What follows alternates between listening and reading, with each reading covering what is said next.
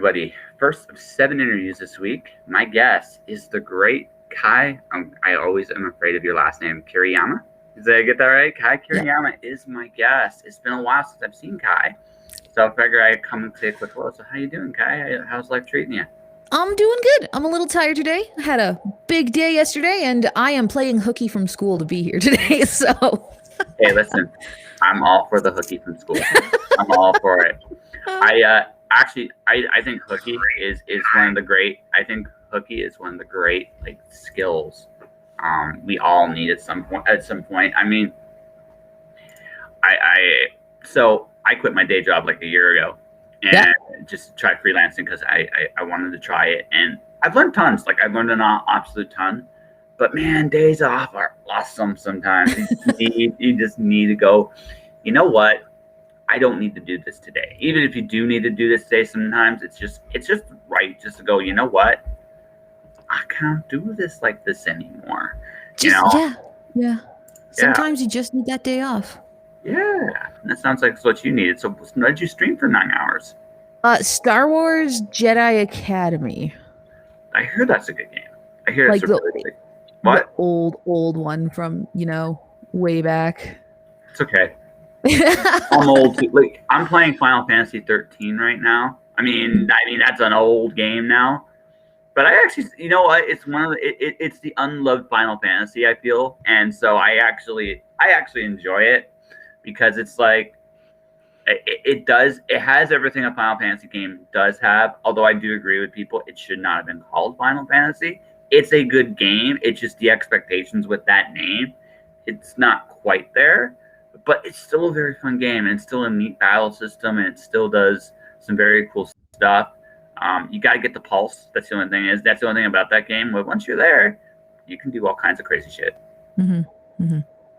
Yeah. So that's where the old games. Old games. They don't. Right. We're getting old. We're getting old. Yes. Oh God. It's okay. It's okay. It happens to all of us, I guess. I'm 39. Okay. I'm 39. I quit my job. I made huge life choice differences, and I'm trying to figure out where I'm going to go from here on in because I don't know. Like I do know and I don't know. Like I'm going to be freelancing, I think, for the rest of my life. The idea of working for anybody is so not. It's not there. I don't have it anymore. I don't know. Maybe I'm wrong to think that way, but I'm wired the way I'm wired. So you are marketing. So why are you going back to school to market? So yeah, I'm in university right now. I'm taking my 4-year degree to get a bachelor's degree in marketing. I've been doing it for so long. Just when my career path has been insane, I guess. It's been not linear in any way, shape, or form. I used to do costumes. Like I used to sew. I used to sell costumes and hats and all that sort of stuff. I used to work for a bunch, I've done my time in retail, and I always end up going back to retail or food service or whatever. And I've just, between making my own stuff, writing my own books and self-publishing, and now streaming, and doing games reviews and journalism and stuff, it's becoming more and more apparent that marketing is what I like to do. And it's where I want to be professionally in the long run if I'm not working directly for myself. But I don't have the, 10 years of experience type thing in a meaningful way that I could get around not having a degree. So that's interesting to me. That degree. That's interesting to me because I kind of think you do. Like, okay, It's more of a proven track record because where I live, the economic climate has been shit for 15 years.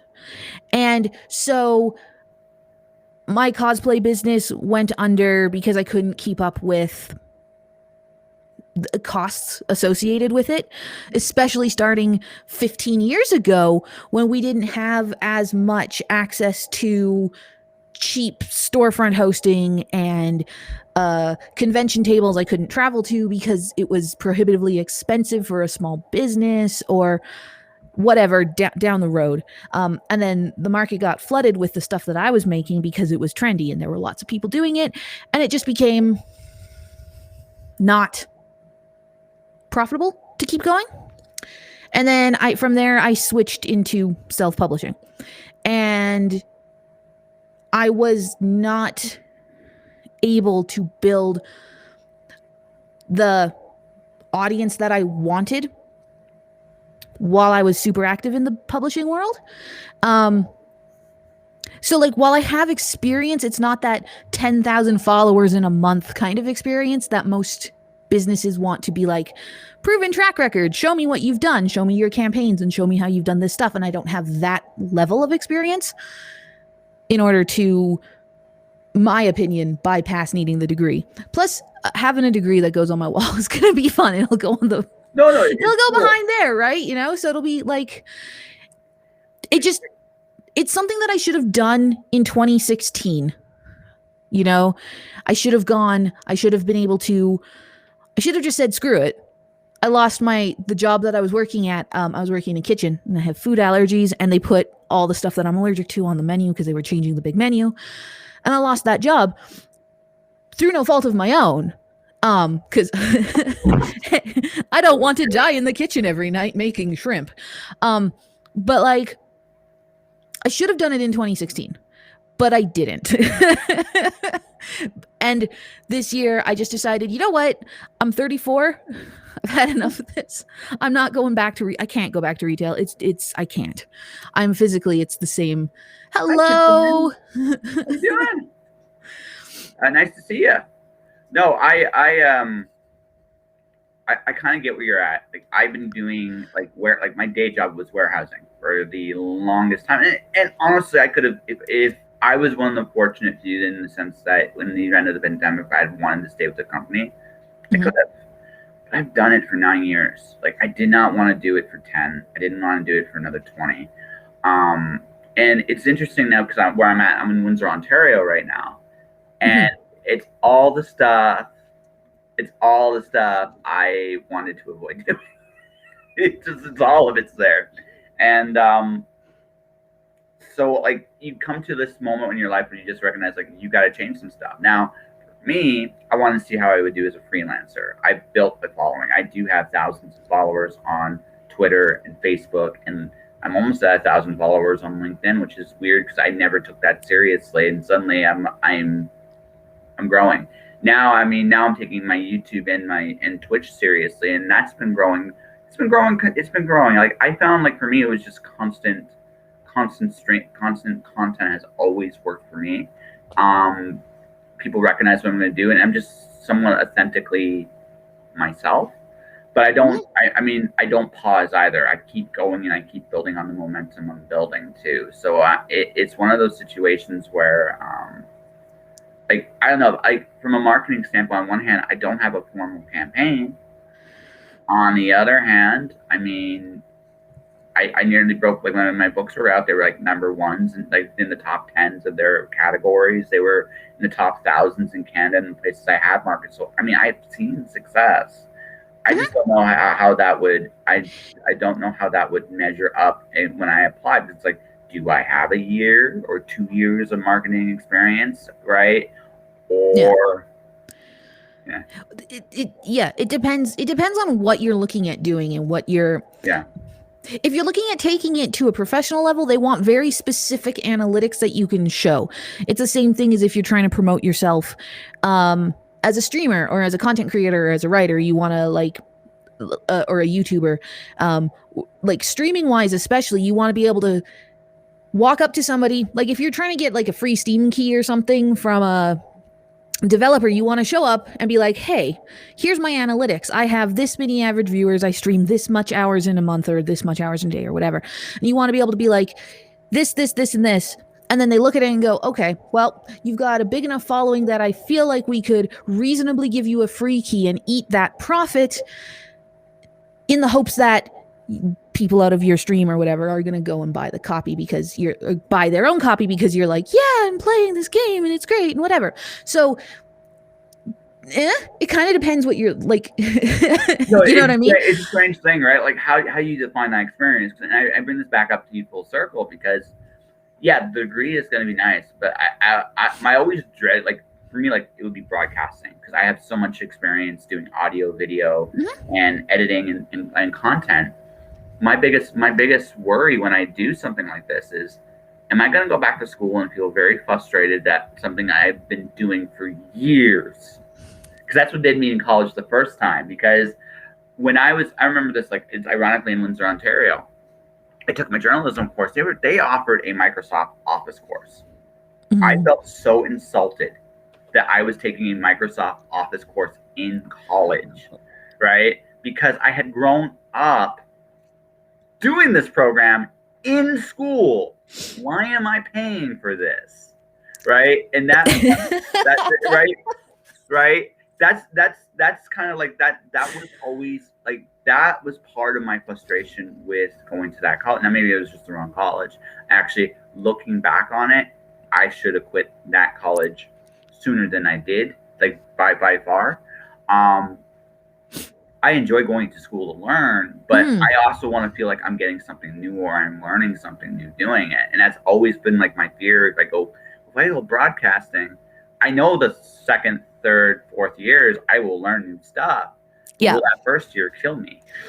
That's where I'm at. Yeah. Well, for me, I have to take the first 2 years of a business degree.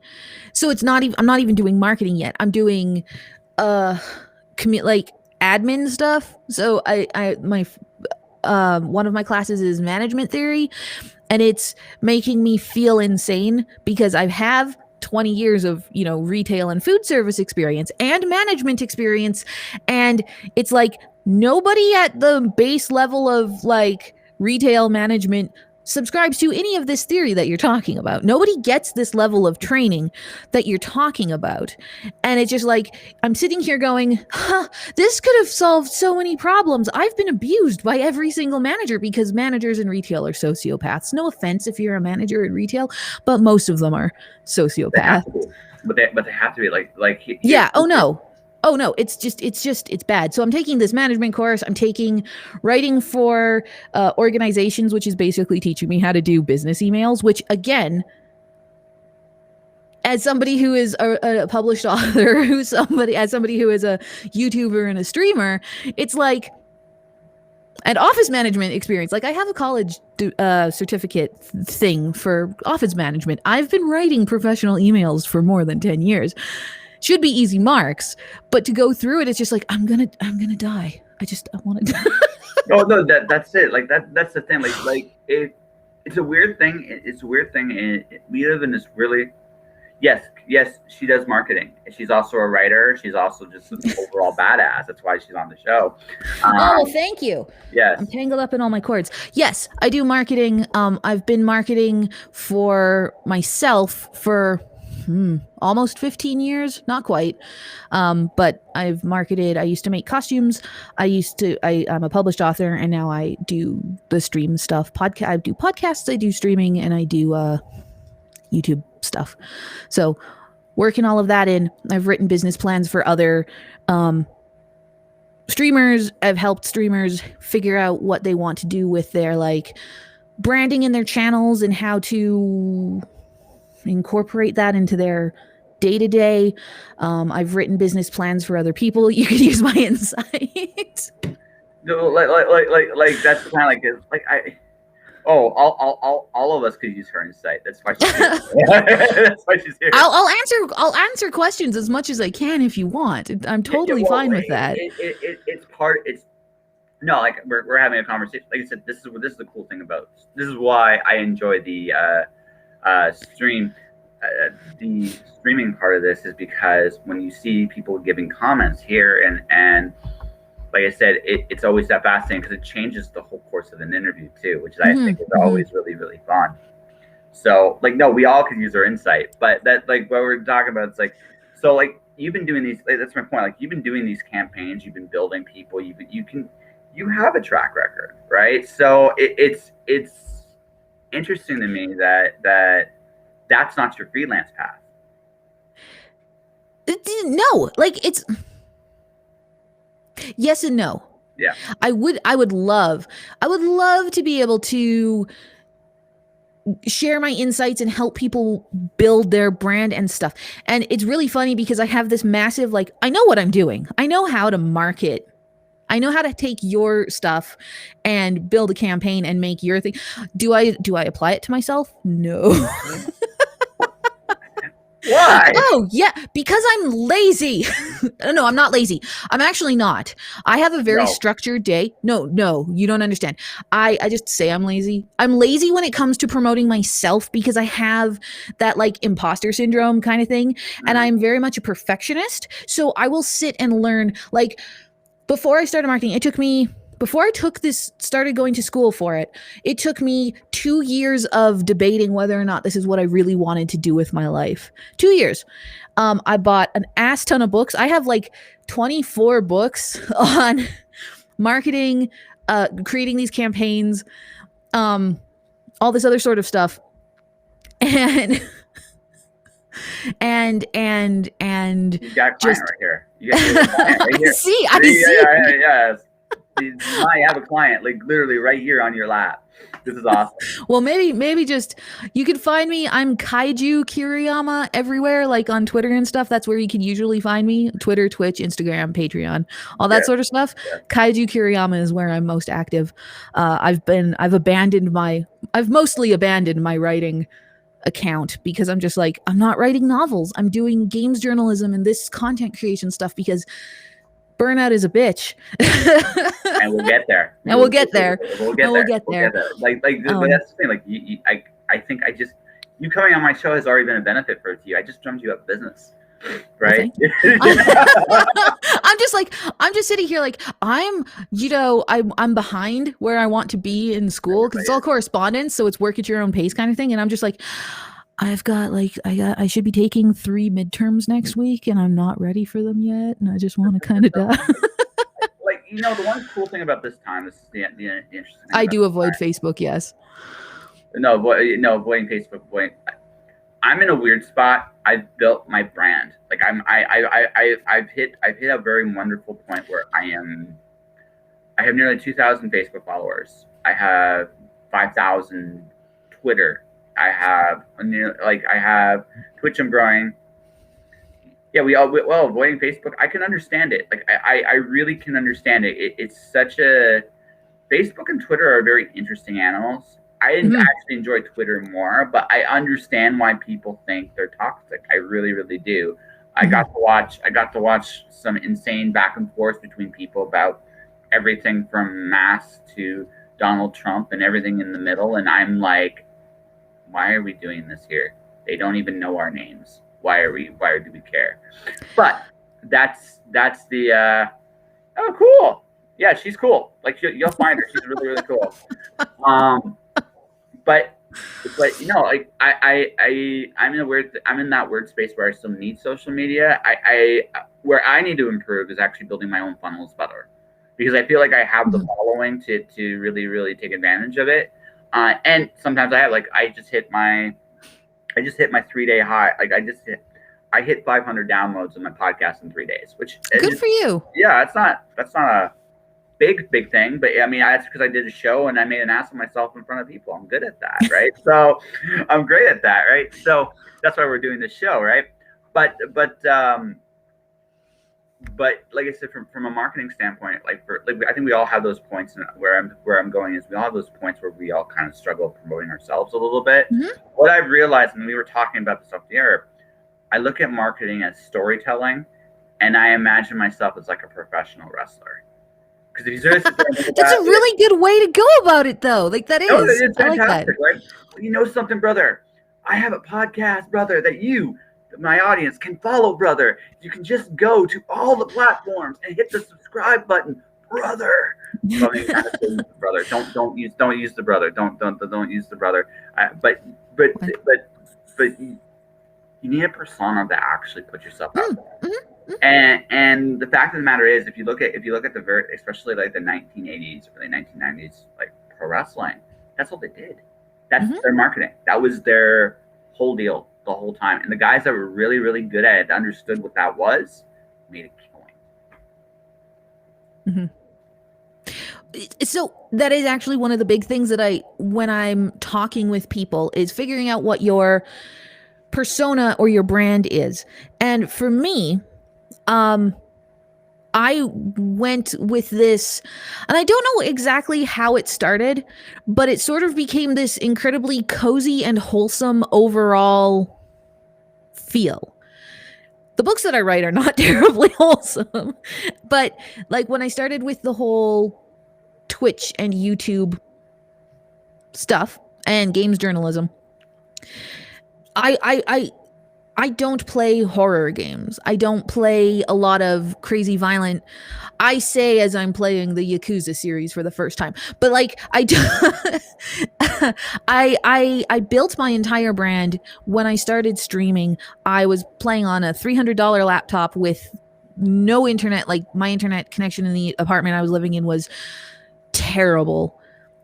And so what I could run and stream without dropping frames and all this other stuff for really bad was stuff like Don't Starve Together, but playing solo, so Don't Starve, and Minecraft and Stardew Valley, and simple little, point and click games that were relatively overall like more wholesome but easier to run.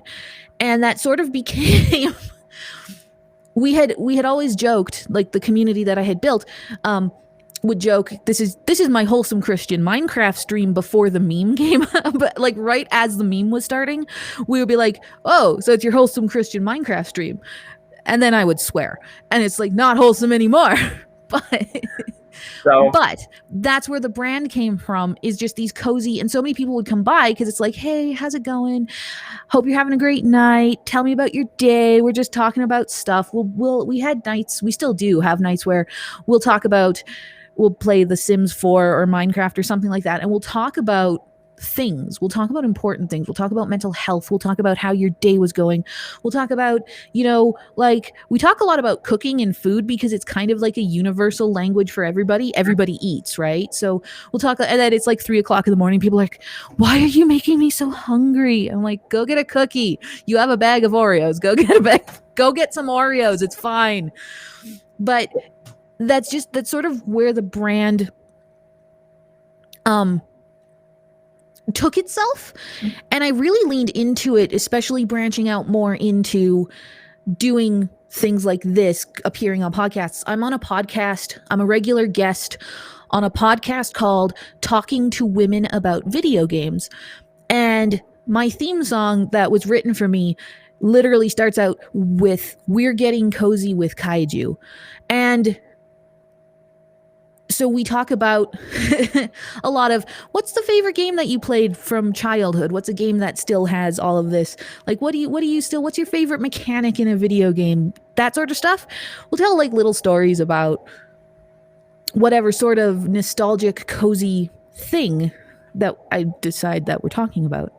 And we've just taken that brand. People come now knowing that you're getting either chaos incarnate or something cozy but welcoming and lovely. And that's kind of the thing that I always tell everybody is, when you figure out that niche, when you figure out, like you're saying with your, how you doing, brother? Let's get this show on the road, brother. I took the aspect of saying, hey, good morning. I hope you're having a great day. It's Monday today. It's a new week. It's new chances. You can climb the rope, grab the brass ring. Let's go get our goals. Tell me how you're going to carp the shit out of the DM today, And I get people respond to that. And then I make a point to sign off at night and just, remind people that it's like, even if you just existed today, I'm proud of you. That's enough. You exist. And so many people come back and go, I didn't think you were actually this polite or this wholesome. I'm like, yeah, it's because we're playing Minecraft tonight, so we're gonna be wholesome.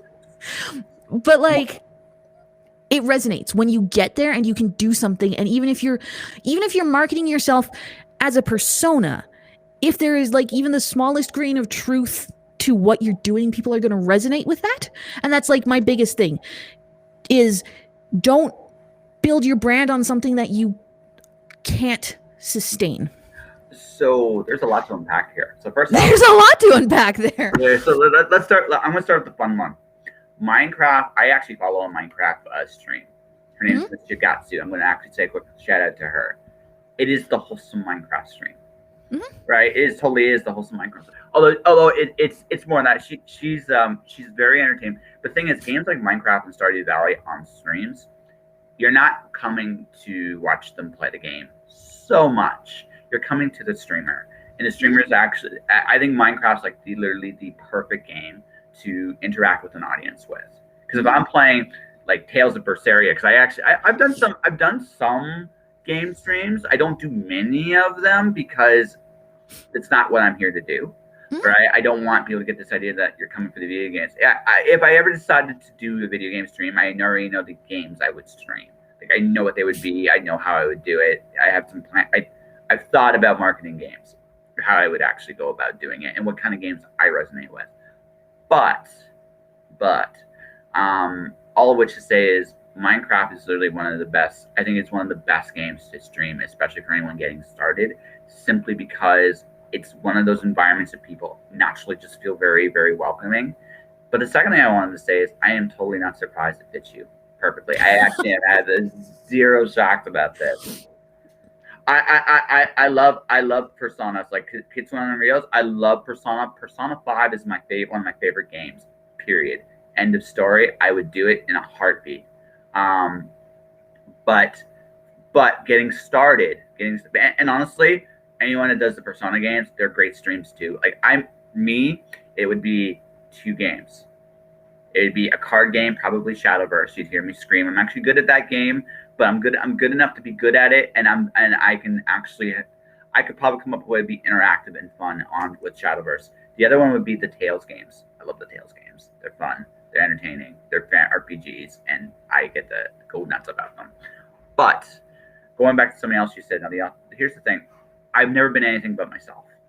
Like I honestly like I'm the kind of I just look at the world so differently anyway. I kind of just stand. I figured the smartest thing my sister ever told me was just stand out, and the best way to stand out is to be yourself because there ain't no one else like you. And but you, no, I can see it. You're professional. You're polished. You're organized. Most of the time you're professional. You're polished. You're organized. You do value structure. You really, really do. You value structure. And you tend to how do I put this? You have a rebellious streak, but I think you're one of those people that like, okay, listen, I can put the rebel in the corner. I can be adult Kai right here, right now. I can be an adult, and I'm okay with being the adult. I like solving problems. I like doing this. All of which to say, you being the squeaky clean image actually doesn't shock me one bit. It's really funny when I drop an F-bomb and people are like, yeah. For the longest time, I was streaming as family friendly, so we weren't allowed to, no swearing in chat, PG-13. We still keep that because I don't ever want to alienate somebody. Within reason, like I've gotten a lot of people misinterpreting what I say. It's like, I don't want to alienate people. I mean, if you're going to come in and spew hateful rhetoric, get out. Like, no, I'm not going to coddle that crap. Like, but yeah, so it's not necessarily a persona. It's just that when I started playing these simpler games, right? And I didn't want to be the kind of person. I live in an apartment. I can't be screaming at the top of my lungs at 2:00 in the morning playing Fortnite or whatever.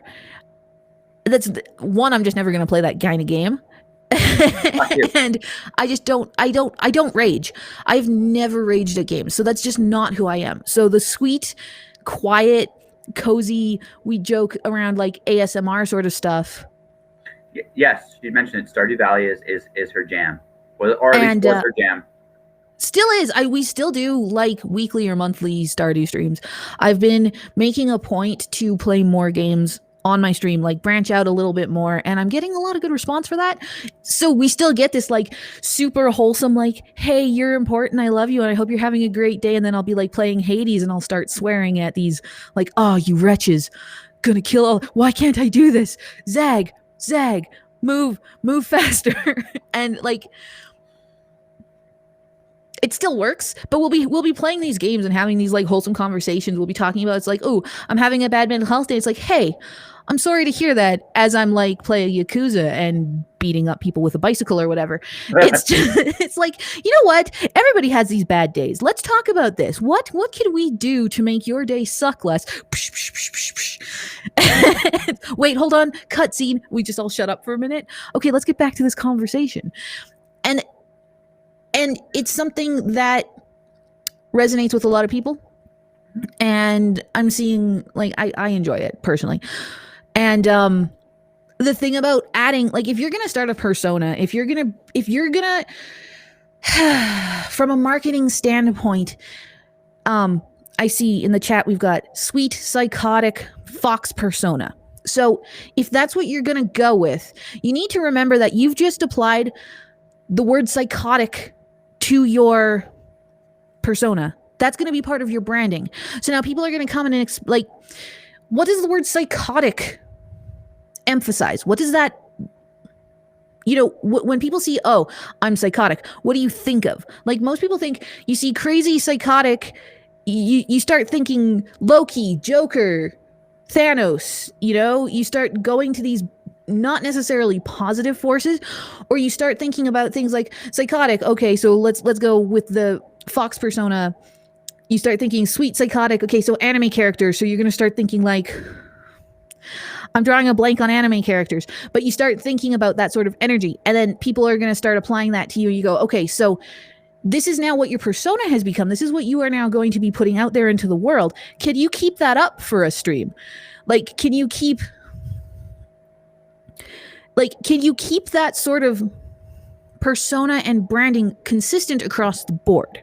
And consistency is the big word that everybody likes to throw around, but without context, you could just, oh, be consistent. No, okay. If you're going to do something, you have to do it in a way that is sustainable and consistent, because that is what people are going to see.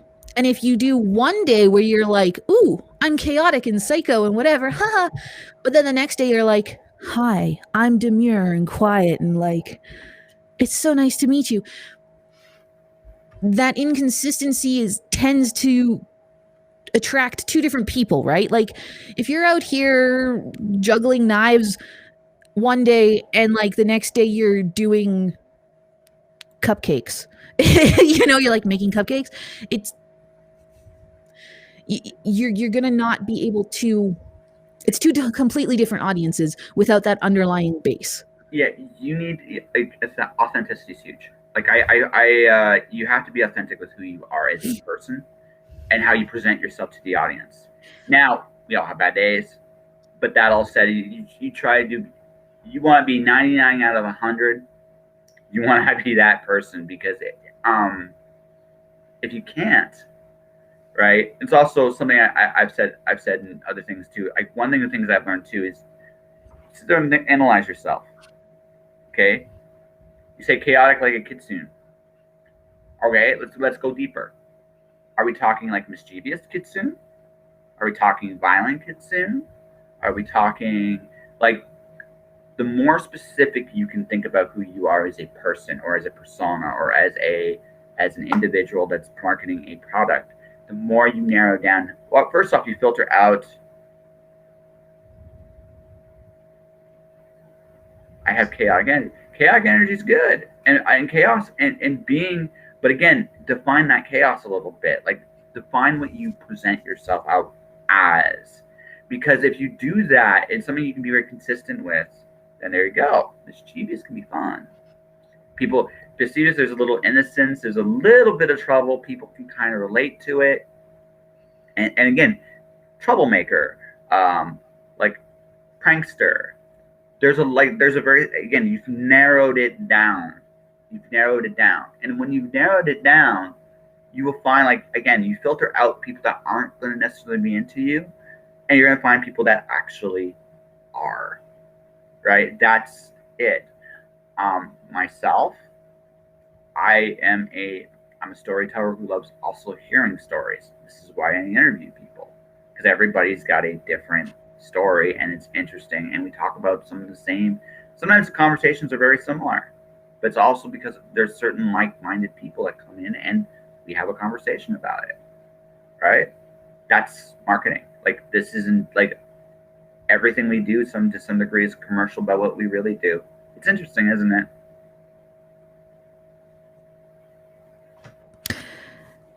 Yeah, it's so what one of my YouTube projects that is currently on hiatus because I don't have the time is actually a talk show where I interview different creative people.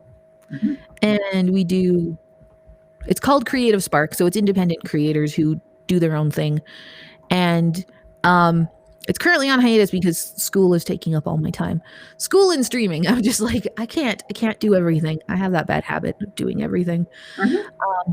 And it just got to the point where people weren't answering emails and I couldn't keep up. And I finally said, all right, well, if you're not going to be professional, then we're going on hiatus until I can, catch up and do this again. Because, I do the research on my guests and then I spend all this time writing these questions and then I spend all the time doing the editing and getting it all up. And it's, 12, 18 hours of work on my end for a, 45-minute interview or a 25-minute interview.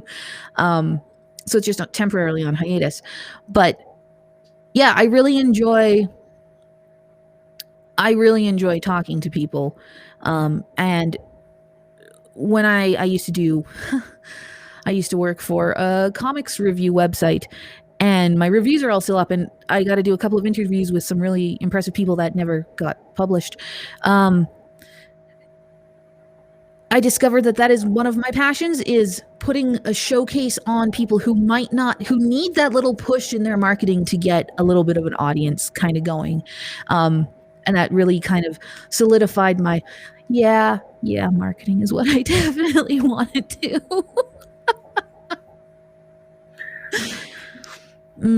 It's not that, but you can still express, like you're expressing yourself right now.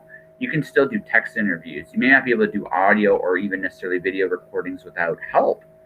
But the fact of the matter is, you can still, there's still lots of environments where you can actually present yourself to nice. There's lots of places that do interviews. I do interviews, but there's also lots of other blogs that do it as well. The trick is when you're doing stuff like that is trying to find people that suit your audience the best. And that's the real research, I find. But maybe that's just me. What do you think? Sorry, what's the question? She said her biggest issue is that she can't talk. Are you talking more about being a content creator, and your biggest issue is that when you're streaming, you have a difficulty talking to people and keeping interesting conversations? Because that comes with practice. The long and the short of it is, you just got to practice. And my advice for being like, I'm having trouble talking, is either play games that you don't have to think about so that you can talk, or prepare stuff. Like, go through the news and be like, here's what you talk about today. Here's the 3 gaming interview. I think for her, it's her health issue. Literally. Yeah, literally she can't. Co-stream. Find somebody who can do the conversation for you. Or there's a whole thing, there's a whole subgenre of people who literally do no commentary let's plays. You could do no commentary let's plays on YouTube and stuff. And just do the gameplay. And then if you really want to you can put annotations in there where you're like, this is what I was thinking about this level, or here's the next step that we're doing. You can have it pop up on the bottom as subtitles. There's tons of different options for not speaking. And there is a thing, like, people will come and watch you do stuff without speaking. Get music. Get some royalty fee. Like, if you're doing art, for example, like if you can paint or do whatever, put music on. You don't have to talk. There are options. It's just finding that option and then finding that niche, because there are people, not everybody is gonna like you, for one, and that's the big thing. Like, not everybody's always like, I got into streaming to be the next ninja. I'm like, you're not going to be the next ninja. It's not 2014 anymore. It's 2021. Everybody wants to be the next ninja, you know, or the next Shroud, or the next whoever the big streamer of the week is. You want to make those millions of dollars. To get that audience, you're going to have to work twice as hard, because there's 3 million streamers or something out there right now. There's like 3 million active Twitch channels. To make yourself stand out, you're gonna need to you need to network, you need to be unique, you need to be personable, or find your niche. That if you're not going to be the outgoing, hyperactive, like, but those kind of streamers are a dime a dozen. I can click on any Fortnite channel and find another white dude trying to be ninja with varying results. So, like, finding your niche and what you can do and what makes you is really important. And then finding those people who are going to building your little core audience of people who are always going to be there, and then expanding from there is like setting your expectations on a realistic level is what you need to start with, instead of saying, my ultimate goal is to be ninja. Be more like, my goal right now is to get a core audience of 5 people who show up for every single stream that I do, for every single thing that I do. I want to stream every night for a week. You know, I'm going to stream 4 days a week, every week without fail. Those are the goals that you need to start with before you go, I'm going to be ninja.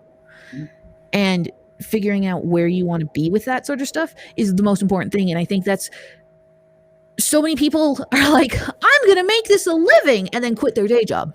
And then realize that it's like, oh my God, I can't do this. Like, even when you hit affiliate, you're not gonna, like, with Twitch, it's like, unless you have managed to score the luckiest, like the luckiest, wealthiest audience, you're not gonna be able to quit your day job. I'm lucky, like, even with all of the work that I do and everything that I do, I'm lucky to get a Twitch payout. I didn't get a Twitch payout this month. So it's like, oh no, if I was relying on that for income, I'd be screwed. Yep.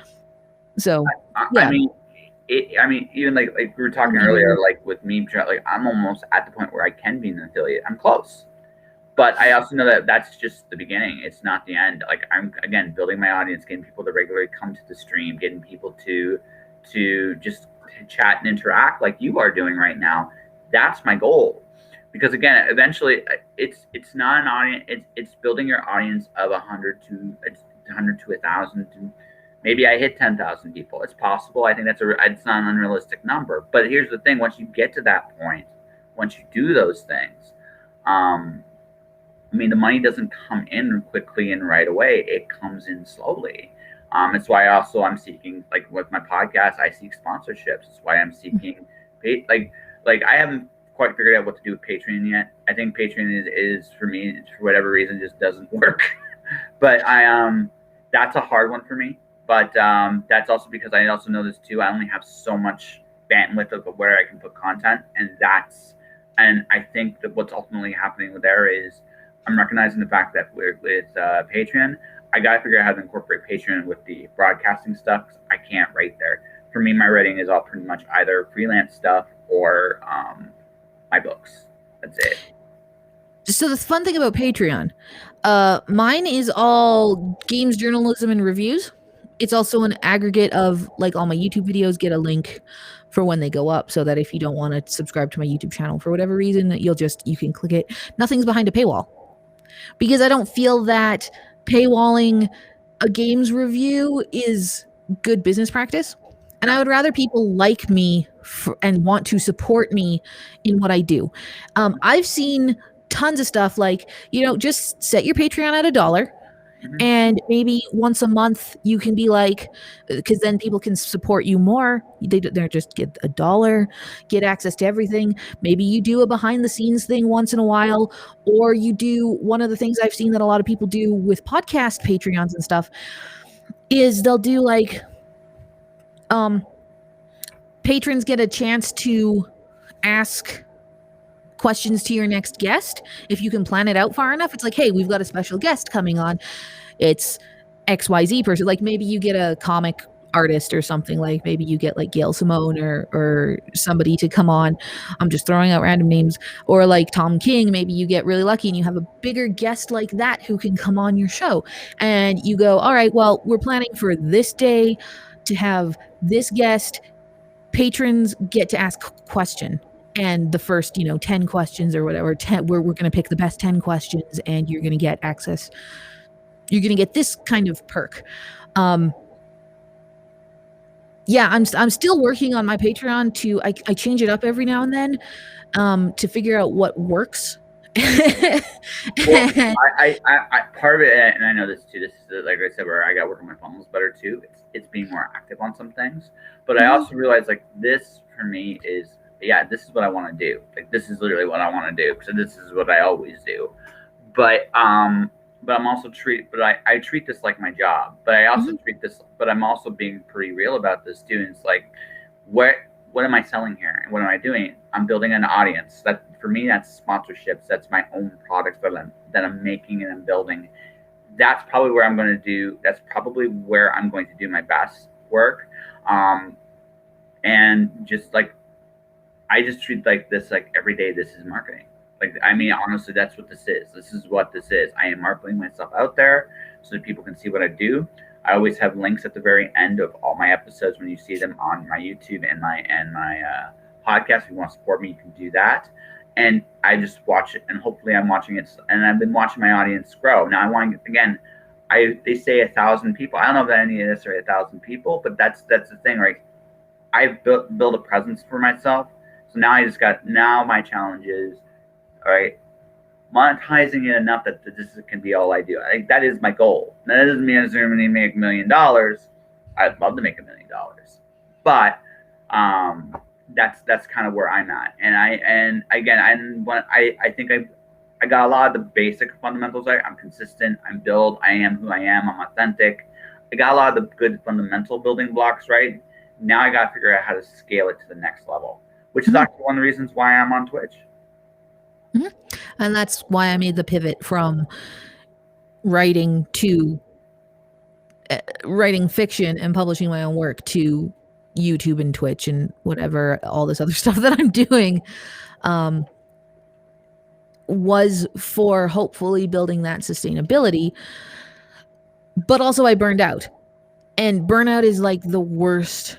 Like, it is the worst thing, especially for somebody like me who literally doesn't know how to chill. I know how to chill. I do know how to chill. I have no chill. I have no chill. I don't know how to take a day off. I was forced lovingly by people who care about me to take a vacation over Christmas, and I was not able to do that. I tend to use work as a coping method for things, specifically creative work. And I was having a real bad month in December, and I was on the verge of a mental breakdown. And at the point where it's like, hey, go take a break. I'm like, yeah, okay, I'm not going to stream for this many days. I was like, everybody was like, you're not going to do anything for this many days. You need to rest because you've been burning the candles at both ends. I built all of my Patreon is buffered. I think I have reviews up until like buffered till June or something like that. I have my YouTube channel, my 2-minute critics, which is, it's a 2-minute video review. Those are buffered until the end of May, I think. I've got a couple of new ones that I'm just gonna put in the buffer. I was doing this like crazy amounts of work trying to get ready to start university in January so that I didn't have to worry about this sort of stuff, and that I would just be like Sunday nights, plan out my social media for the week, schedule the tweets that I need to schedule my Monday blog when I do an update on Patreon, and just be like, hey, this is what I've got on the pipe this week, or this is what I did last week, or whatever. And took a break, and it was the worst thing that I could have possibly done for myself. I'm literally sitting here going, holy shit, I haven't really talked about this yet, but I was having an already bad month, and I was using this building up my buffer and stuff to cope with the stress of unemployment and Christmas and pandemic and et cetera, et cetera, et cetera. I was just going to take a break from streaming, but everybody's like, no, you need to stop. Like, go take 3 days off. And I had a mental breakdown. So I literally don't know how to chill. So I'm going to ask a hard question then. So, because I know, I kind of understand the mentality a little bit. So here's the hard question, the hard one. Okay. Are you afraid to take a day off? No. I'm definitely not afraid to take a day off. I like days off. I love days off as much as anybody else. But I'm just. But you're not. But burning the candle, like, because this is the thing. Like, I do this too. Like, even though, like, I'm in a position where I could make, like, I gave myself 1 year as a freelancer, kind of see how it would all work out, make a decision about how things are going to go, and then once I make that decision, change it up. I'm still going to be freelancing no matter what happens next month and a half, right? But the thing about that is, I know as much as anything else that that there's a time limit. You have to give yourself a time limit to give yourself, okay, I put myself out there. So then the next step for me is, and I already do this, I have a temp job right now that I'm literally using it to get a certification so I can get a security job if I have to stay in the city. Because if I am going to have to work for somebody, I'm at the point in my life where it's like, you know what? Less is more in terms of physicality. I don't want to be physical anymore. I want to do something mental. And if I have to go stand out and look and wave at people and do patrols, because here's the other cool thing about being, like, in that gig, I can still do this. This doesn't impact me the same way, and I'll still get paid. And right, I'll still get paid. And I can still do this and build this and go with this. But it's easy to get sucked into the work all the time. I have a pandemic, so it's kind of weird making friends right now in this city. It's hard to do. For that reason. I'd kill to go on a date right now. I would kill to go on a date right now. I would feel that would be good. That would be fun. I would kill to go to a bookstore right now. Yeah. I mean that's like, I would kill, like that's the thing. Like, I would, like, that's where I'm at. Like, I'm at that point where it's like I need to go out and do more. Mm-hmm. That's the downside of being where I'm at right now, is I'm kind of by myself. So on one hand, let's refocus. On the other hand, I also realized that I cannot work forever. Yeah. I have to take days off. I took last week kind of off because it was like a bunch of streams didn't work out, and went, okay, you know what? I'm just gonna roll with it. I'm gonna keep going the next week. This week I have 7 because I'm insane. But that's me. And I realized, like, I have that in me too. I can go and burn my candle on ends. So now, to combat this, so this is the big thing. There's 2 big things about this whole mentality. One, it's return on investment. If you're if you are crunching yourself and grinding yourself into dust, and you are constantly working and you're doing 7 streams and you're not seeing any returns on that, like, you have to figure out what is your time limit and what is your outcome that is going to keep you motivated to keep doing this and make it worth your time. If you're putting money into something and you're not getting that money back, mm-hmm. or you're not, like, you have to see a return on your investment. So that includes your time, your money, your creative self, your energy, whatever sort of investment that you're putting in there. You need to see a return on that. Maybe it's money. That's what you need to see. Maybe it's viewership. Maybe it's a sponsorship. Maybe it's numbers. Like, whatever it is that you need to see in order to make this a sustainable goal for yourself, you need to figure out how long you have to invest in something. Because, like, if you're doing the same thing for 10 years and you don't see any growth in your viewership or your readership or whatever, is that worth it? Could you have done something better in those 10 years to change? Like if you're it's kind of like an anime, when you've got like, I'm the kind of person who I want like a 26 episode anime that I'm going to watch, or a 26 episode season of TV that I can watch. And it's like, okay, boom, done. That was the story. That was that. Sometimes you want more. Most of the time I'm like, wrap it up in 26, because that is the return on the investment for me, is I want to get to that conclusion for that story within the time frame that I can justify. But if you're something like Naruto or One Piece that has 931 episodes in One Piece to get to the story, I'm like, I don't have that kind of time. For me, the return on the investment to watch One Piece, while it's like, yeah, okay, that's downtime, to think about how many hours that is, I'm like, no, I don't have that kind of return, or I don't have that kind of investment or that I can afford, So it's like, with streaming, I'm like, okay, I've been hardcore streaming for like 2.5 years now. I've only been an affiliate for about 18 months. Just numbers weren't there. I wasn't as hardcore into it. I think I've been more than 18. It's been more. I think it's been more now. I don't know. Time doesn't mean anything to me. For me, streaming, especially in the middle of a pandemic, is how I get social interaction. So for it to be useful to me, I need to see people showing up and hanging out. And there's bad days where nobody shows up. It is what it is. But like, for me to get the most out of streaming, I don't necessarily want to make streaming the thing that I do permanently, like to make money. I would rather make money through my reviews on Patreon and that sort of stuff, because it's a better way. That's a whole other thing about how you get paid. That pay structure is something different.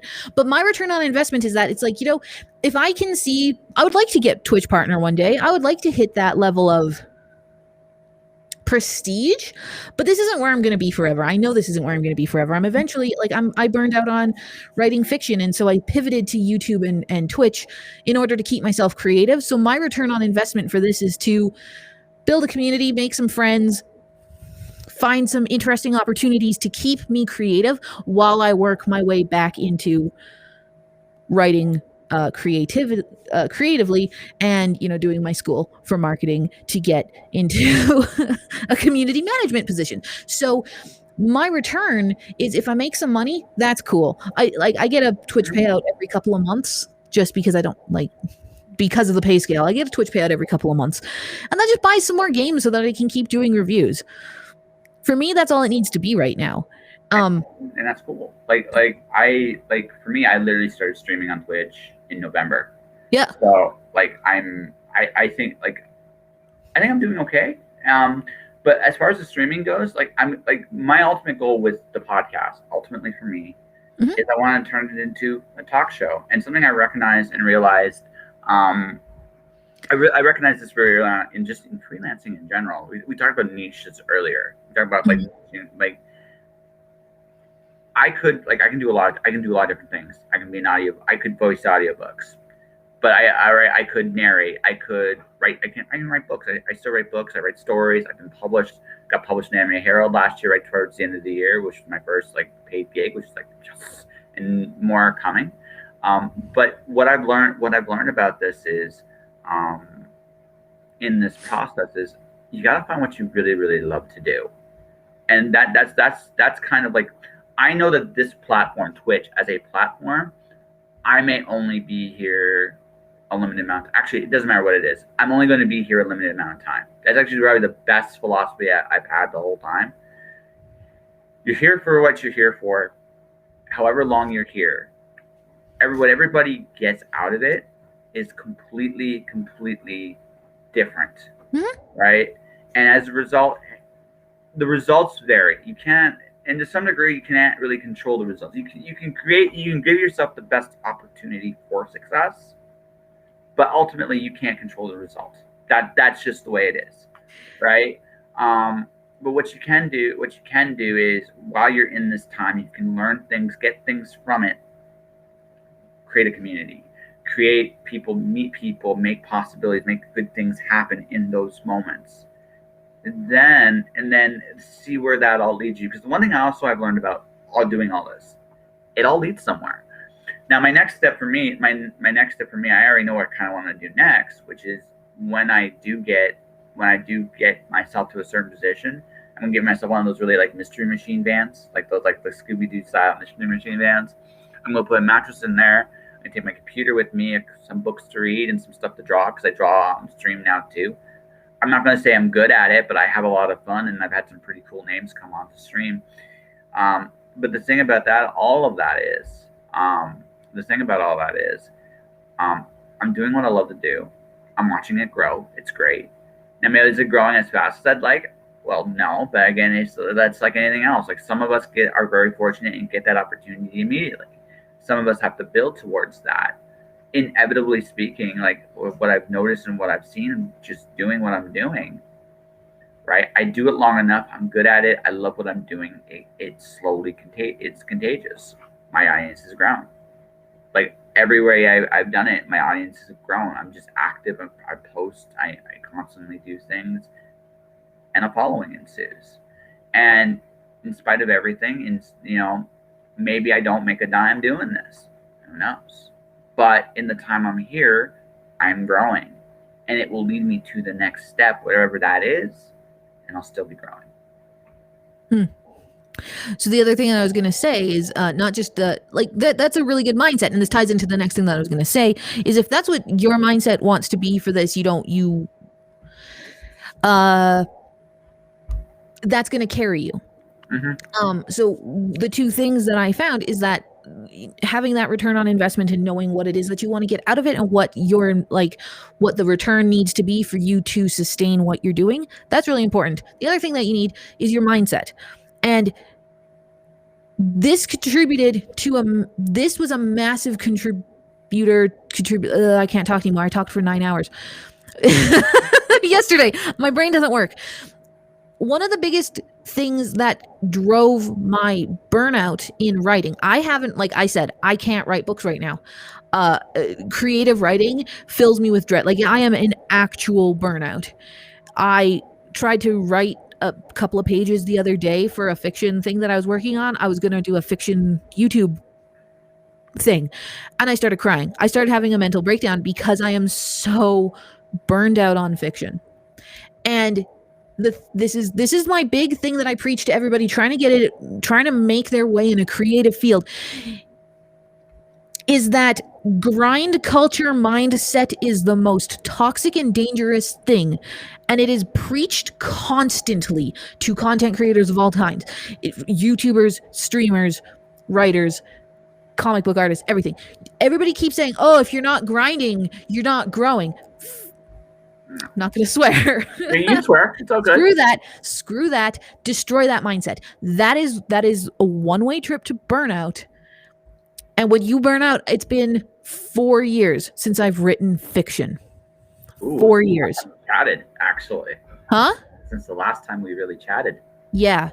The last book that I published was the last book that I wrote. Like I burned out so hard that writing fiction makes me like cry. And I have a massively structured day. Like my day is get up, meditate, work out, breakfast, check my social medias and that sort of stuff, check emails, do whatever stream work I'm doing, start school, have supper, more stream work, then I stream until midnight, 1:00 a.m. my time, crochet and listen to a podcast, go to sleep, rinse and repeat. I shower in there too. Like that's I shower and stuff. Don't worry. That happens. But I smell fantastic. But I am like this very structured day, and I do this 7 days.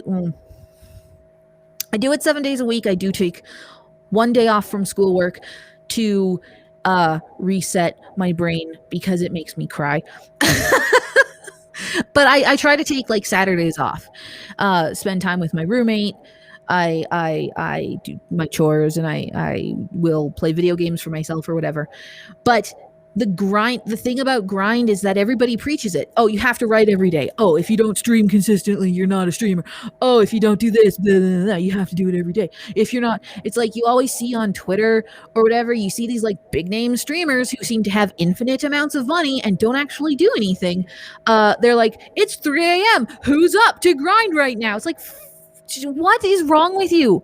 What is wrong with you? You are going to set all of these kids with these expectations and you are going to destroy them. Like there is, yes, you need to put the work in, but grind, we just like accept this grind culture where you see in the video game industry right now, all of these people calling out toxic crunch practices like CDPR just had the big thing with Cyberpunk where it's like, oh, these people have been crunching for 18 months.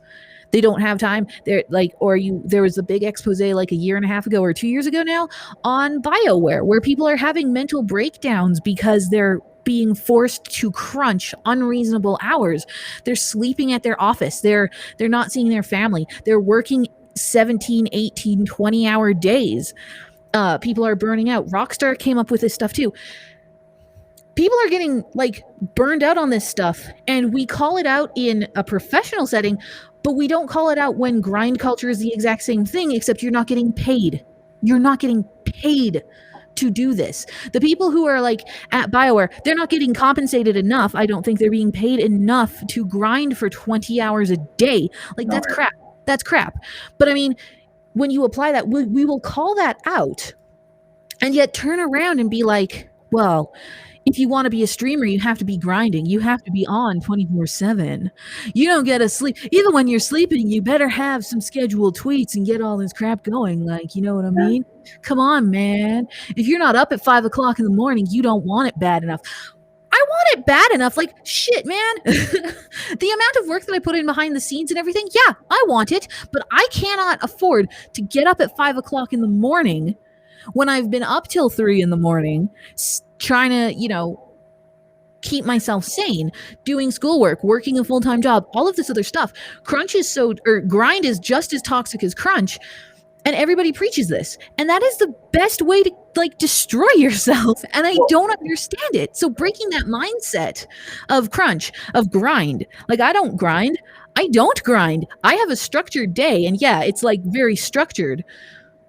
But it's like I do 2 hours of work and 4 hours of stream. That is it. That is it.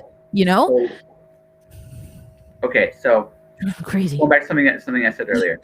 The confidence of taking a day off. Taking a day off requires a certain degree of confidence to do it.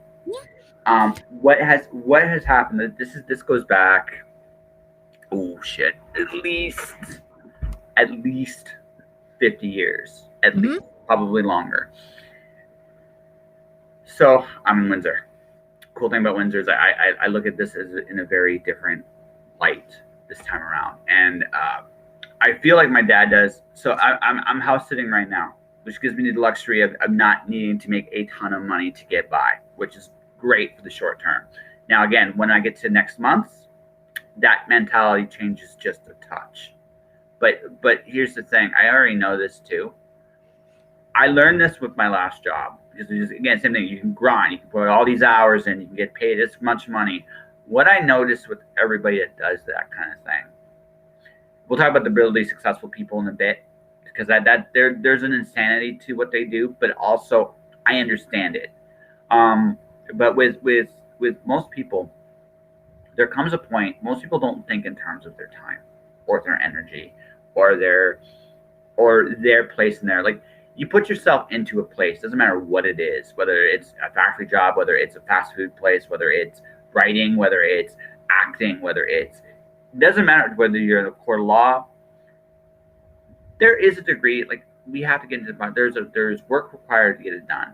But the thing is, the more time we're in a place, the more we invest ourselves in a place. So you have to set your terms on the inside, what you are actually trying to get out of this place, and what this place is trying to get out of you. And you recognize that really early. Like, so the current temp job, when I got the job, I asked them when we latest I'd leave. I said, well, we tend to leave when the food's done. But you'll never stay after 5. Every day I've been staying after 5. I already know my time's up in that place sooner than later. I made myself a promise. I'm going to keep to that promise. Once that promise is fulfilled, I'm walking out the door. Not because I feel that it's necessarily a bad thing. The job's necessarily a bad job, but what they want from me is not what I want to give them. I'm at that point in my life. I'm not going to do that for anybody. And saying no to that stuff is not something anybody's really taught to do, right? I make a conscious decision that this is my job, right? This is my job, not the talk shows, the interviews, that's who I am, because I get tons out of this. Even if I don't see, I've made money doing this. I've made my podcast is, in terms of the materials bought, it's paid for itself, more than paid for itself. In terms of like making a sustainable living, it still hasn't done that. Maybe it never will. I don't know. But I do know that as long as I'm doing what I'm doing, the way I'm doing it, I will enjoy it. I get something. What I get out of it is worth more than what I do anywhere else. And what I really want to do is go on the road, meet people, and interview them, and tell stories, and just constantly do, because that's who I am. That's what I do. That's where I want to go. I already know exactly where, and everything I've been doing is how I've envisioned this is playing out. I've gotten what I wanted from it. And when you talk about guys who are getting up at 5 a.m, like, I'll give you an example. The Rock. He gets up at like 4 o'clock in the morning. He like works out for like 2 hours before he even gets going. Here's the deal with The Rock. He's compensated very well to do what he's doing. And he loves what he's doing. The other thing too is he loves what he's doing. It's not a grind for him. It never has been, never will be. There are days I'm sure he's like, oh God, I need to take a day off. But I'm sure he does too sometimes. It is what it is. So people see that possibility. It's like, well, how do I get there? It's not just about the grind. Although, yeah, you're going to have to work. That's life. Like, you're going to have to. But you got to recognize what you are willing to put in and what you want to get out and what the people around you are willing to give you. And that's where the real negotiation begins. But that took me a long time to figure that out. And a lot of people just don't ever figure that out. See, but again, that comes from, a lot of what you just said comes from a place of like massive privilege, like being able to say, I'm going to quit this job because screw it. I've never been in that position to say, screw this job. I should point out something to you just before you go down that path. I don't have much to live by. Even if, like, let me explain my situation very perfectly clear, because I want to. It's not just that though. Like, I mean, you use The Rock as an example, and again, this is a guy who has infinite money and has made this money doing all of this stuff, came up and now is getting to do this stuff, and it's really that's the kind of people who say, yeah, you want it, work for it, yeah, but it's not like. You've already established yourself. It's like you see it's the same concept to me as celebrities going from one thing to another thing where they've already been established. They're already a name brand. They already have this. They had to work in whatever. It's like, you know, making the switch from being a musician to being an actor, or being an actor going into streaming, because you've already got that name recognition. You're already going to get this stuff. People are going to throw money at. Chris Evans could start a live stream tomorrow, and I guarantee you he'd have like 100,000 viewers like that. Oh, yeah. And people would throw money at him. And again, it's like somebody like The Rock saying, I get up at 4 o'clock in the morning and I grind, but I love what I do, so it doesn't feel like a grind ever. Yeah, I love streaming, but it's still a grind. And Keanu Reeves, so if we're going to play with the celebrity names, Keanu Reeves refers to going on set as going to work. Mm-hmm. And that is the difference in mindset that drives me insane, is when people start talking about this grind and being able to do X, Y, Z. It's like, yeah, no, I've been grinding and we're going to get up at 5 o'clock and do this stuff. It's like, not everybody has that privilege to be able to get up at 5 o'clock and start their day and go on stream and stream for 12 hours and do all this other stuff. And it's that mindset that becomes incredibly toxic and negative for people working on a creative thing. And it drives me crazy. Chuck Wendig is awful for this. Chuck Wendig constantly preaches, write every day, write 300 words every day, and in a year you'll have a novel. Fuck off. Sorry, I said the F word, but like, No, it's your frustrations, right? So get out. Just get out with that shit. Not everybody can sit down and write 300 words in a day.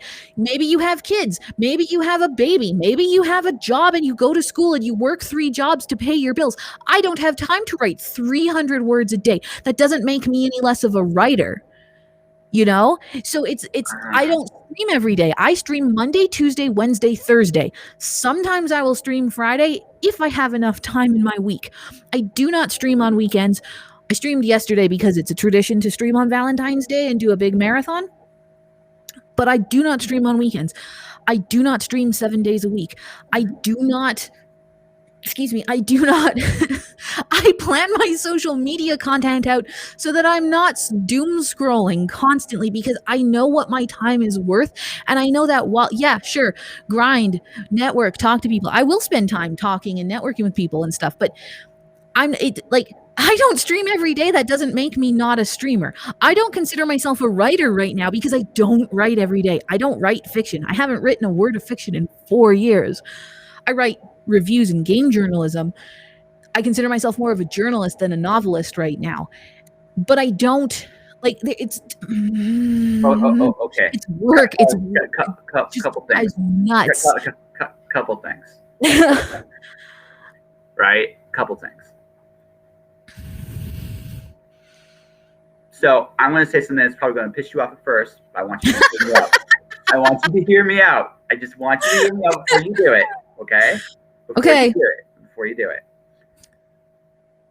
At the end of the day, people do exactly what they want to do. Period. I know. Period. I know. Okay. I know. Okay. That's why I don't freelance as a marketer very much because people don't want to hear, hey, do XYZ. And you'll start to see things happen because people don't want to listen. They don't want to hear that there's special time. This is the part where I go, no.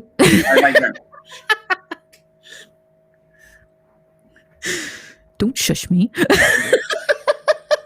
You jumped in. Shush, my show. Let me have a minute and you can have it back. Look. Part of this privilege is also my mindset. I don't have kids to worry about. And truth be told, right this minute, all I really have to my name is a suitcase. My big advantage right now is that I have a freedom very few people have. I don't have really much to lose, ergo I can do anything I want. That's my real strength and my real advantage. Tomorrow, now, I hope to stay here for another month until the snow melts because that would be awesome. I would rather not freeze my ass off right now. But when push really comes to shove, I know that my time here is going to come up, and I got to figure out what I want to do next. But I can go anywhere and do anything I want to do. That's my true freedom, and that's because I don't necessarily have any real obligations right now in my life. Right? I have nothing. That's actually a great and powerful position to be in because I can go anywhere I want. The only other people that have that position are people that have absolutely everything. They can also do the same thing I can. And they do it a lot more comfortably than I can too, right? But the fact of the matter is, they're free. Everybody else and everybody else in between that point, in between those 2 points, doesn't have that same freedom. There's always a give and take, whatever that give and take is. Now, that also means this too. You have made your own decision on what your priorities are. You're structured, you're organized, you've made all of these decisions a long time ago. And maybe some people have intervened and said, Kai, you need to take better care of you. And they're great people, and I'm glad you have them in your life. And I'm truthfully, I'm glad they kicked you in the face on that. It's like, take some time for you. That all said, right? Right? The 5 a.m. grind, the idealistic grind thing we're talking about here, I don't consider it that way. I consider it more like this. Am I doing work towards what I want to do every day? And it doesn't necessarily mean I'm writing every day. It doesn't necessarily mean I'm streaming every day. Last week, I only streamed twice, right? A couple of them were technical issues. One was a technical issue, but the truth is, I gave myself an easy week. I'd broken 500 episodes. I needed some time for me. It took some time for me. So, but the thing of it is, this week I'm doing 7 because I'm crazy and that's me. But I've also made that choice and I have the freedom to do it. And this is what I'm doing. I make conscious decisions about what I want, what I'm willing to do. And yes, that is a privilege to some degree. You are correct. We all still do it at different levels. The question is, what are you willing to trade off to do it? Now, my advantage is over, say, you, is this. If I can trade it in a heartbeat, because for me, right, I have nothing to lose. That's my biggest strength and weakness. I have nothing to lose and I have nowhere to go but up. The decision I have to make, and this is the decision we all have to make, is which way do I want to go to do it? Right? You are not there. You have a deliberate goal and you have certain responsibilities that right now I do not. As a result, you have to balance those responsibilities and your time and your energy appropriately. That all said, right? That means that maybe you may not be able to go as fast as me. Then again, maybe you have, because you already have all this time in, that I'm just getting started right now. Mm-hmm. There's give and take there, right? But the truth of the matter is, it doesn't really, like, you're still doing it. You're still going for it. You're still doing those things. So I think like you railing, you're still doing what they're doing, but you're doing it at your own pace and time, right? And that's what people need to understand. And killing that crunch mindset, that grind mindset, is actually going to be the thing that fixes that. For me, that fixed so much of my problems. Knowing that, like, hey, I'm still putting in the work, but I'm not putting in 15 hours of the work every day and burning myself out to the point where I can't function. And that's what drives me crazy, is that, oh, if you're sleeping, you're not doing the thing. If you're not doing XYZ, you're not a real this. And that grind, crunch, toxic, I'm gonna, this week is a massive crunch for me in school because I have to get ready for midterms for a couple of classes, like multiple classes. So the next week, 2 weeks, gonna be a lot of crunch, lots of overtime in school instead of just, my 6-hour day. Because midterms are coming up. Yay! For like 3 classes. Yay! And that's something that, like, couldn't be avoided. It is what it is. But, like, it is what it is. Saying, like, oh, well, you're not streaming this week because that makes you not a streamer. Oh, you're taking a break. That's what drives me crazy, because it all comes back down to that return on investment. You get what you, like, you're going to get out what you put in. Maybe not financially, but if you're going in with that mindset of, oh, it has to be financially, like, if I'm going to buy a $300 camera or an $800 camera, I don't know how much cameras cost. I'm going to buy a $2,000 computer and a $300 camera and a $50 light, and we're going to have this huge $4,000 setup. Like, if you're going into it with the intention to make the money for your stream setup back, you're going to be in for disappointment, because you're just going to be in for a disappointment. I can't think of anybody who has made their money back outside of huge partners. I can't think of anybody who has made their money back for buying a huge setup like that. Everybody needs to start somewhere, and everybody needs to, figure out what they're doing. And so being able to be like, all streaming advice is garbage. It doesn't fit everybody. You need to figure out yourself, and that's what it boils down to. Is figure out yourself first, because this is why I don't take on clients very often, like, ever, because it's like, What works for me might not work for you. What works for Ninja probably won't work for you because it's not the same. Everything is different. And so forcing everybody into this grind mindset is the worst thing. It's the worst. Because and the other thing about the grind, oh, you got to be on the grind. So many people equate streaming for 12 hours as the same as networking, or as and it's not. It's not. Yeah, you're gonna streaming for 12 hours for no viewers is not gonna do anything to grow your stream. Streaming for 4 hours for 3 viewers who you've invited specifically because you chatted with them on the internet before, that's gonna do more for your channel, I swear, than grinding and streaming for 12, 8, 12, 15 hours a day. Like it doesn't make any sense. And it's so frustrating because people preach, oh, you have to do this, you have to do that. And it's not one size fits all. It's not. It's meh. So you need to, like, the long and the short of it is figure out what you want out of whatever you're doing. Oh, I'm totally calm, actually. I'm actually totally calm. No, you don't understand. I'm passionate, but I'm actually really calm. No, I know. I'm having fun with you right now. I'm having a little fun with you right now. You needed to get this out. Regardless of whether you need to get this out. So I'm glad you get this out. But no, I'm fine. Yeah. It just drives me crazy. It drives me crazy.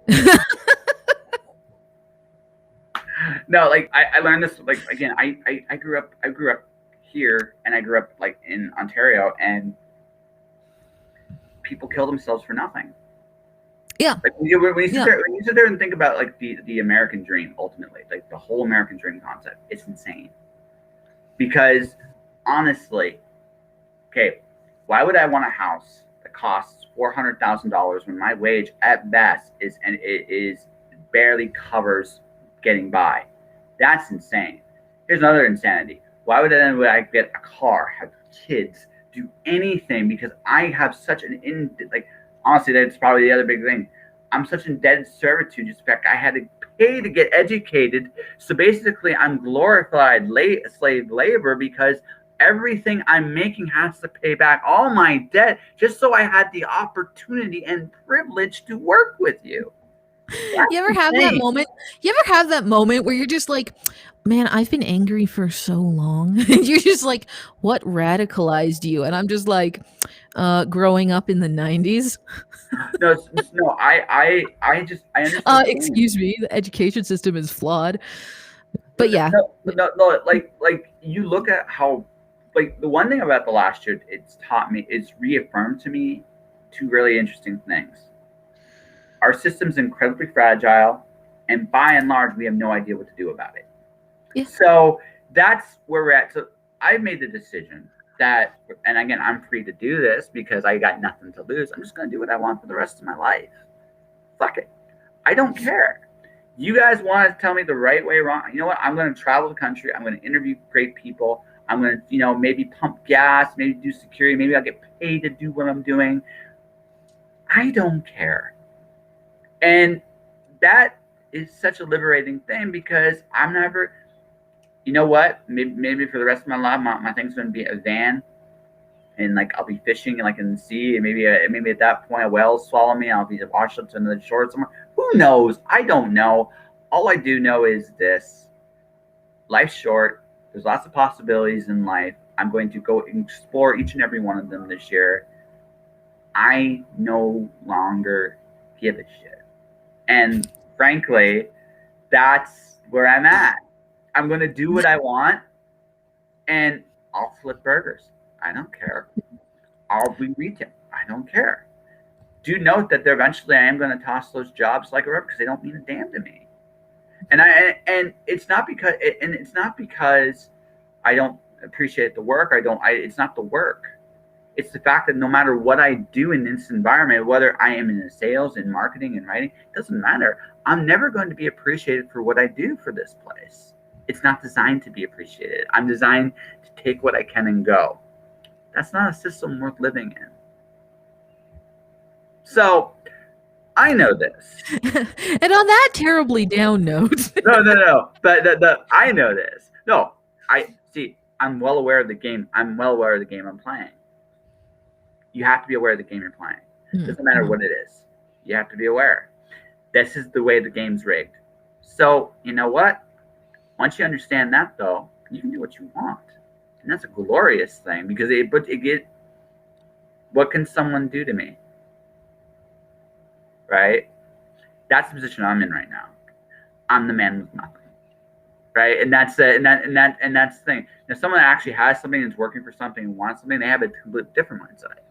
Because they're like, I'm trying to keep what I have. Do keep in mind that if that's what you're trying to do, you're trying to build something, which is absolutely commendable. We're gonna flip this around here. I will just say, absolutely commendable.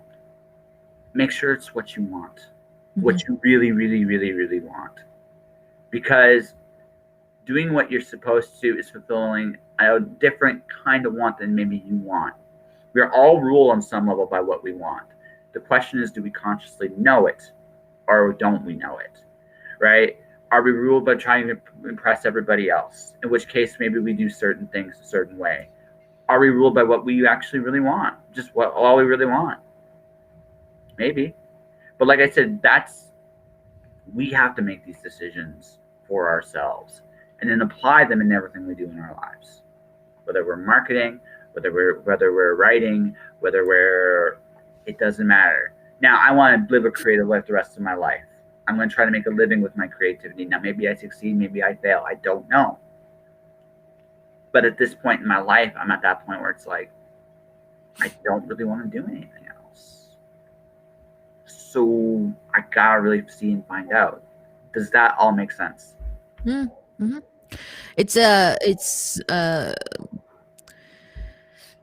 Yeah, you're lucky. You have a very different philosophy, I think, on a lot of things than I do, and I'm trying not to like get preachy. Yeah, you can preach. No. I don't. I was not prepared for a big philosophical conversation about, what you want in life, right?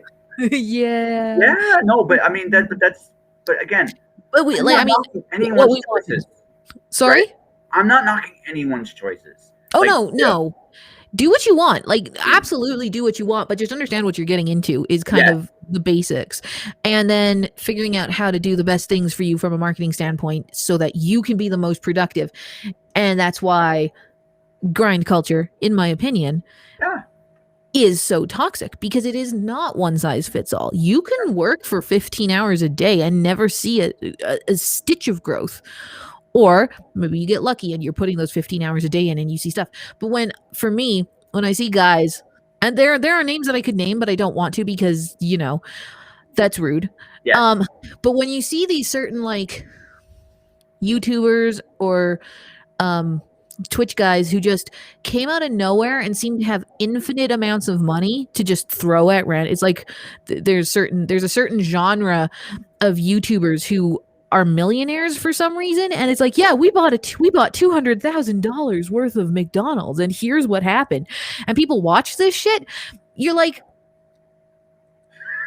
here's what it is. It is what it is. But then those are the kind of people who are like, yeah, I grind for 15 hours a day. I talk to everybody all the time. And then we streamed for 9 and I made $5,000 on my stream. And I'm living the life. You don't need that money. You came up with millions of dollars. You won the lottery and you give away $1,000 every night. And of course people are going to come and hang out and you're going to hit partnership and get all this other stuff because you're giving away money. There's no personality there. There's no work there. It's like, shut up. It's like all of those millennials giving advice. Oh, my parents gave us a loan of $100,000 so that we could buy a house in the middle of Toronto. And I'm like, so be born rich. That's your advice. Cool. Thanks. I'm not cynical about the state of things, and I'm not a socialist punk at heart. I'm a political atheist. Well, that's another discussion for another day. But it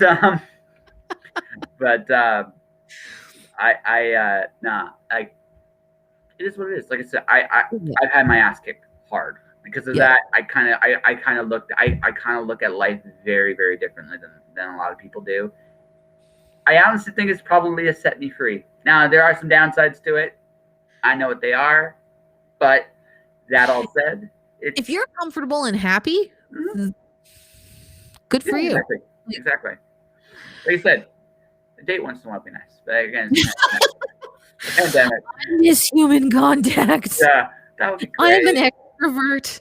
I've been stuck in the house for I was stuck in the house before because I was struggling with massive osteoarthritis in my knees and stuff. Couldn't and I didn't have a job. So 2 years now, and then the pandemic. So it's been 2 years. 2 years since I've really gone out anywhere and left the house, and I'm just like, can we go out now, please? I want it. And it's winter. It's like minus 40 here. Yeah, I just want. It's minus 10 here. It's like the only difference is ours is wetter, so it feels a little colder than the minus 10, but it's not you. I don't miss Calgary winters. Not you. I'm done. I'm like officially done. I'm actually, my goal at this point is to get through school as fast as I can. Mm-hmm. It's only minus 16 right now with a wind chill of minus 23. Yay! My goal is everybody. Woo! My goal is to get across the mountains into warmer climates. I'm done. I'm done with this province. I'm done with this city. I hate it here. Let's get over to the coast. There's a book called Transmetropolitan. There's a column called I Hate It Here, and that's her Calgary.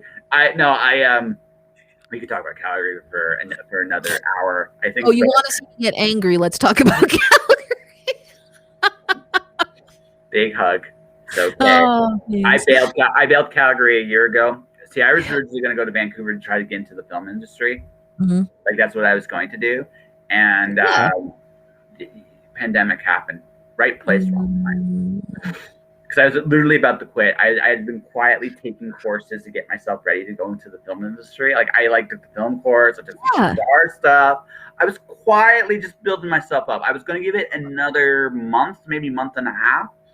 I knew I was done. I knew I was done.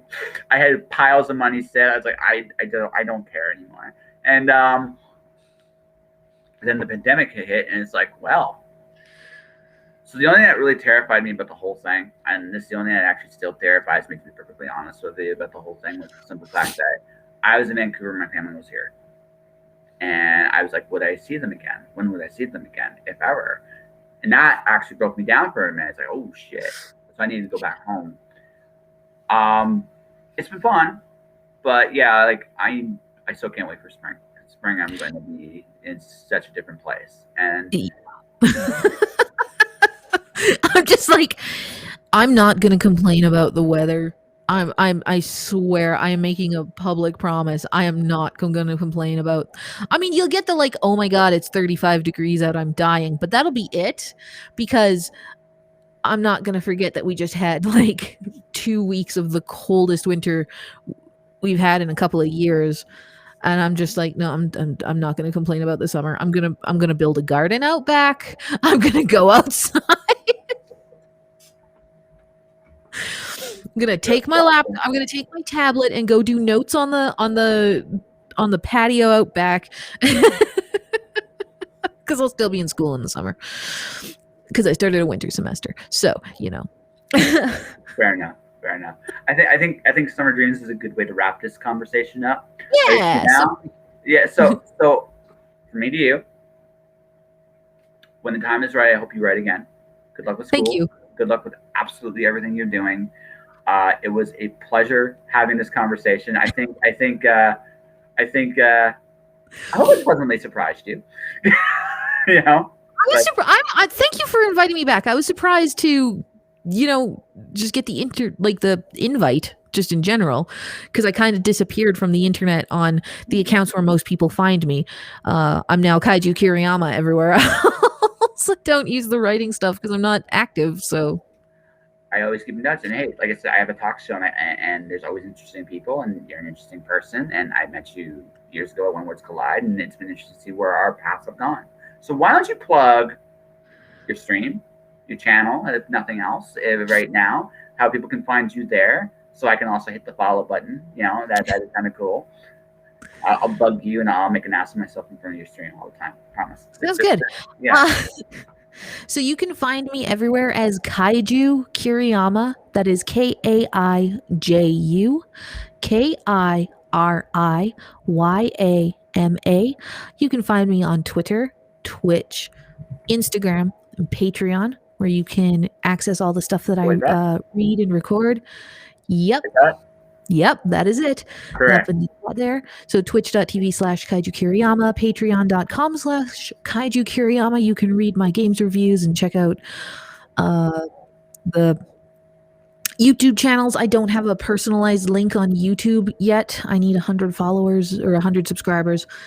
But then that'll all be Kaiju Kiriyama as well. But yeah, Twitch and Twitter are the best ways to see more of me.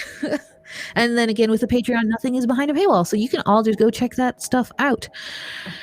And yeah, that's it for me. All right. Well, ladies and gentlemen, this is the first of 2 chats today. I'll be back a little later on tonight with Troy Lambert, but I want to thank Kai for coming on and I'll never mention the grind ever again. Ever. Oh my God. Besides that, ladies and gentlemen, if you want to support the show, there's a Just Joshing podcast. I'm on Patreon. Like, that is my Twitter, not my Twitter, my Twitch and my Patreon. If you want to hit the follow or subscribe, sending a donation, that'd be great. My YouTube channel is Joshua Pantellaresco. You can find me there. Stay inspired. Keep shining in the dark. I'll see you guys a little later on tonight. Bye.